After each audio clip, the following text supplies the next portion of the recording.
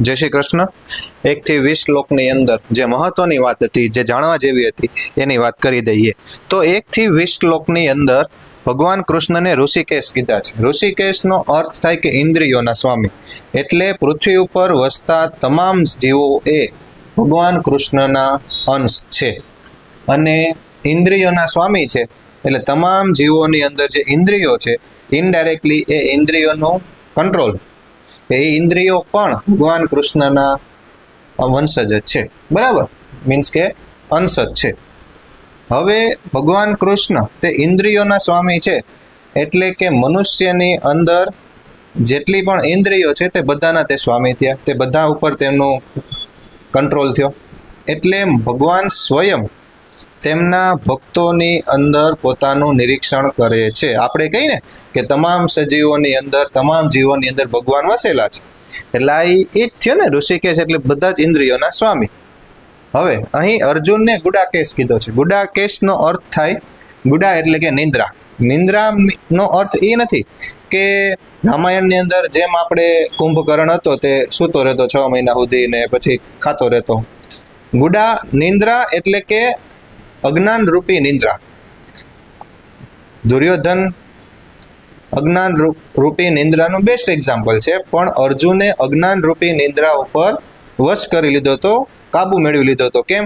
કારણ કે એમના મિત્ર કહીએ કે પછી એમના આપણે સ્વજન કહીએ કે એમના પછી ભગવાન ઈશ્વર કહીએ, ઈષ્ટદેવ ભગવાન કૃષ્ણ, બરાબર, તેમની સાથે રહીને તેમને જ્ઞાન લઈને અને તેને ગુડાકેશ એટલે કે નિંદ્રા ઉપર કાબુ મેળવી લીધો હતો, એટલે અર્જુનને ગુડાકેશ કહેવામાં આવ્યા છે।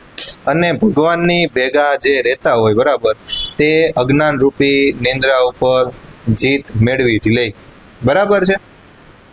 ત્રીજું છે પરમાત્મા અને શુદ્ધ ભક્ત વચ્ચેનો સંબંધ। હવે અહીં આ સમજવું શું કામ જરૂરી છે કે હંમેશા ભગવાનના જે પરમ ભક્તો હોય, પરમ ભક્તનો અર્થ એ નથી કે આપણે બધું જ સાઈડમાં મૂકીને, બધું જ કામ આપણું સાઈડમાં બાજુ પર મૂકીને ભગવાનની ભક્તિ કરવા લાગી જાય। ભગવાનની જે આપણે ભક્તિ કરીએ એમાં ભગવાન ઈશ્વર હંમેશા આપણાથી ખુશ થાય જ છે, પણ એના જે પરમ ભક્ત છે, હવે અર્જુન મેં વિચાર્યું હોત કે આપણે યુદ્ધ એવું કંઈ કરવું નથી અને જંગલમાં જઈને બસ તમારી ભક્તિ કરું ને તમારી સેવા કરું, એવી ક્યારેય ભગવાન કૃષ્ણની ઈચ્છા નહોતી। અને ભગવાન કૃષ્ણએ એવું કીધું નહોતું અર્જુનને કે તારે યુદ્ધ નથી કરવાનું। એટલે આપણું કર્મ આપણે કરવાનું, સાથે સાથે ભક્તિ કરવાની। ભક્તિ એટલે દયા, સહાનુભૂતિ, કરુણા, આ બધાય આપણા અંદર ગુણો હોવા જોઈએ, બરાબર। કોઈ દુઃખી થતું હોય એની પ્રત્યે દયા હોવી જોઈએ, એની પ્રત્યે કરુણા હોવી જોઈએ, સહાનુભૂતિ હોવી જોઈએ। આવા બધા ગુણો આપણી અંદર હોય એટલે આપણે ઈશ્વરના ભગત જ થયા, બરાબર। ભગવાનને જે ઈશ્વરને કામ કરવાનું છે એ થોડુંક આપણે કરીએ એટલે આપણે એના ભગત થઈ ગયા। એટલે એવું કહે છે કે પરમ ભક્ત અને પરમાત્મા બેય એકાબીજાની સેવા કરવા હંમેશા આતુર હોય છે। જો અહીંયા નવું વસ્તુ એ છે કે આપણે એવું અત્યારે લગી વિચારીએ કે આપણે ભગવાનની સેવા કરવાની છે, આપણે ઈષ્ટદેવની સેવા કરવાની છે, પણ ભગવાનને જેટલા એના વહાલા ભક્તો છે, ભગવાન પણ પોતાના શુદ્ધ ભક્તોને, પોતાના વહાલા ભક્તોની સેવા કરવા હંમેશા આતુર હોય છે। મજાની વાત થઈ ને। અને ચોથી વસ્તુ છે કે આપણે અર્જુનના રથની વાત કરવાની છે। અર્જુનનો જે રથ હતો ને તે સ્વયં અગ્નિદેવે અર્જુનને આપ્યો હતો।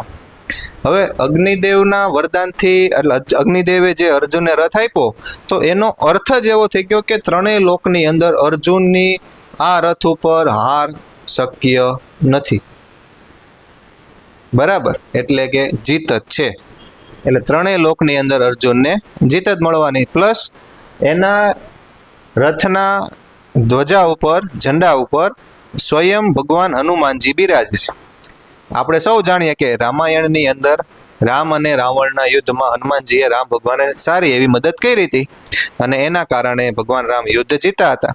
તો અહીંયા ભગવાન કૃષ્ણ એ ભગવાન રામનો જ અવતાર છે, બરાબર। તો જ્યાં રામ હોય તે તેમના સખા હનુમાનજી તો હોય જ। અને આપણે બધા જ જાણીએ છીએ કે ભગવાન રામ અને ભગવાન કૃષ્ણ તે વિષ્ણુ ભગવાનના અવતાર છે, અને વિષ્ણુ હોય, ભગવાન વિષ્ણુ, ત્યાં લક્ષ્મીજી તો હોય જ। એટલે તમે એક વસ્તુ નોટિસ કરો કે પાંડવોના પક્ષમાં બધા જ દેવી દેવતાઓ, ટૂંકમાં કે ધર્મ અને અધર્મ એટલે ધર્મ હોય ને ત્યાં ધાર્મિકતા મીન્સ કે ધર્મ સાથે જોડાયેલા તમામ વ્યક્તિઓ, તમામ દેવી દેવતાઓ બધા જ એ પક્ષમાં હોય છે. એટલે પાંડવોના પક્ષે ડરની કોઈ સવાલ જ નથી.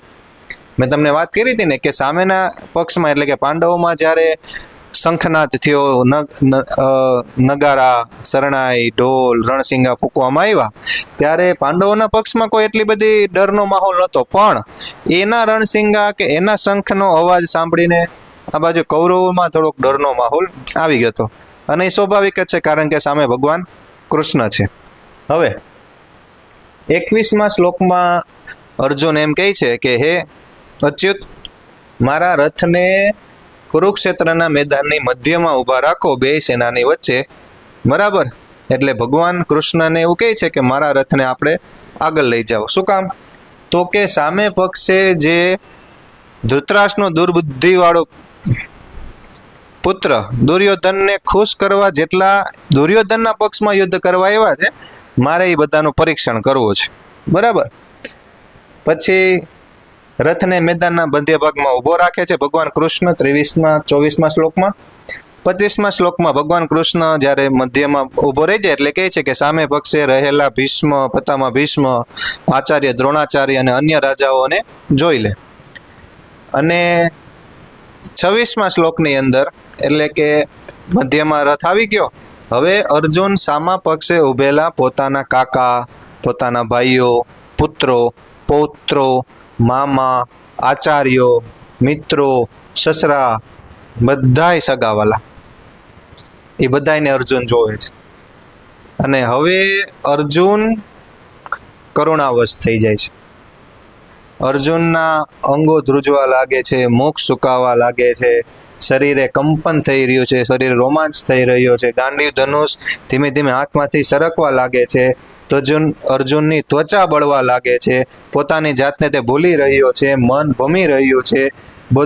વધારે સમય અર્જુન ઊભી શકે તેવી પરિસ્થિતિ નથી, માત્ર અર્જુનને દુર્ભાગ્યના જ દર્શન થાય છે. વિચારો કેટલી વિકટ પરિસ્થિતિ છે. અર્જુન એ ભગવાનના શુદ્ધ ભક્ત હતા, એટલે અર્જુનની અંદર લાગણીઓ હતી, અર્જુનની અંદર કરુણા હતી, દયા ભાવના હતી. અર્જુનને યુદ્ધની અંદર સામેના પક્ષે સૈનિકો જે મરવાના છે તે એને દેખાતા હતા. પરિણામ અર્જુનને ખબર હતી, પરિણામ એને ખબર હતી કે હું આ યુદ્ધ જીતવાનો છું, કારણ કે એની પક્ષમાં સ્વયં ભગવાન કૃષ્ણ છે. એટલે સામેના પક્ષે જે સૈનિકો જે મરવાના હતા તેના પ્રત્યે તો તેમને કરુણા હતી જ, અને પોતાના સૈનિકોની કરુણા હતી કે પોતાના સૈનિકો મરશે. સાથે સાથે સામેના વિરુદ્ધ પક્ષના કે જે તેની સામે છે, તે તેના વિરુદ્ધમાં છે, તેમના સૈનિકો પ્રત્યે પણ દયા. અને એની પાછું યુદ્ધ કોની સામે કરવાનું કે જે તેના ભાઈઓ છે, એના ગુરુ છે, એના આચાર્ય, મામા, મિત્રો કે જેની સાથે તે મોટા થયા, એની સામે જ લડવાનું. એટલે અર્જુન એ ભગવાનના પરમ ભક્ત હતા. ભક્ત હતા એટલે અર્જુન ડરી નથી ગયા, પણ કરુણામય થઈ ગયા છે. એ એક દેવીય પુરુષ હોવાની, સારા માણસ હોવાની નિશાની છે.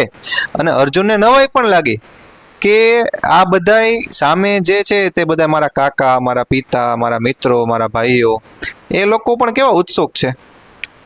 પણ અહીં અર્જુનની પરિસ્થિતિ અત્યારે બહુ ગંભીર બની ગઈ છે. બરાબર? હવે આગળના ભાગમાં જોઈશું આપણે કે ભાઈ અર્જુનની શું પરિસ્થિતિ છે, અને આની અંદર પણ શું શીખવાનું હતું તે બાકી રહી ગયું, અને તે આગળના વિડીયોમાં આપણે લઈ